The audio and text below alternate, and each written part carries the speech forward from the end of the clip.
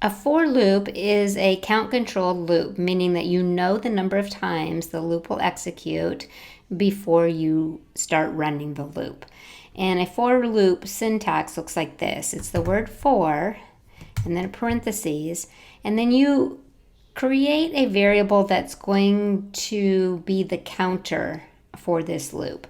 And it's common to use the number or the letter I or the letter X. So I will say X is assigned 0. So you set the starting position of the counter variable. So this loop will start at 0. And then you have a condition. And this condition will test to see if the loop will execute. So while this condition is true, the loop will continue to execute. So I will say while X is less than 10. And then you have to have an incrementer statement which changes the value of the counter. So I'll say X plus plus. I'll just add 1 to X. And then we can do something simple like just see out the value of X.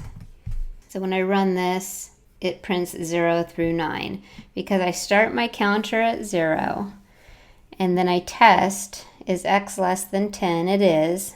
So it goes into the loop and it prints out X, and then it comes up here and adds 1 to X.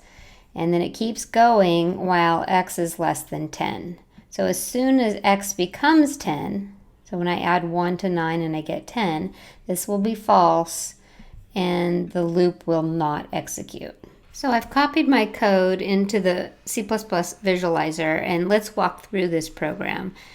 So you can see over here, X has been reserved in memory, and when I hit the next button, X is assigned 0. It prints out 0. Then 1 is added to X, and then this is true, and so it will print out the 1. And then it goes back up and it adds 1 to X. So now X has 2 in it. It prints out the 2.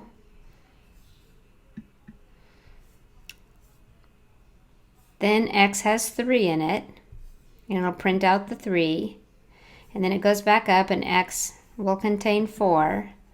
So how a for loop works is it does this first, and then it goes over here and it'll do this second, and then it hops into the loop if this is true. So it'll hop into the loop, and then it'll go up here and it'll add 1 to X.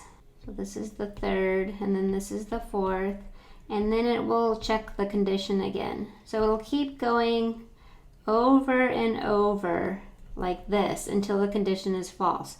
It will only execute this part, the initialization part, at the beginning of the loop.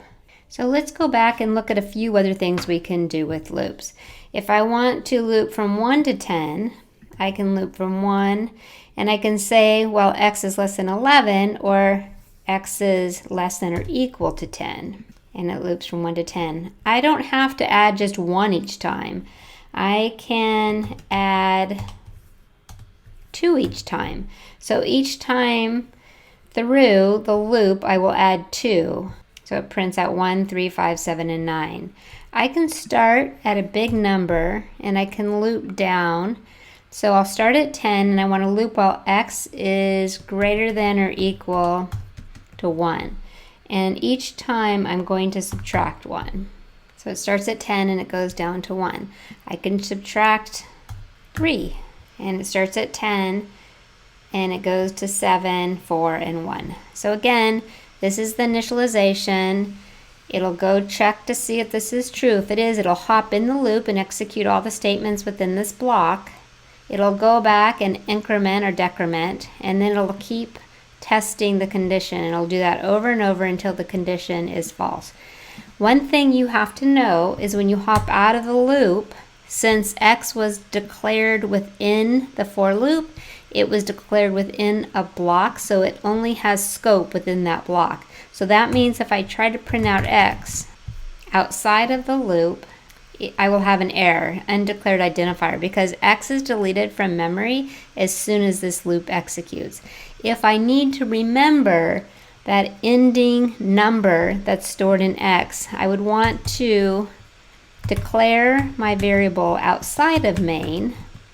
I can just declare it as a 0, and then I can initialize it in my loop. And you can see 10, 7, 4, 1, and then when it subtracted 3, X became -2, so this was false. And then when I hopped out of the loop, X printed -2.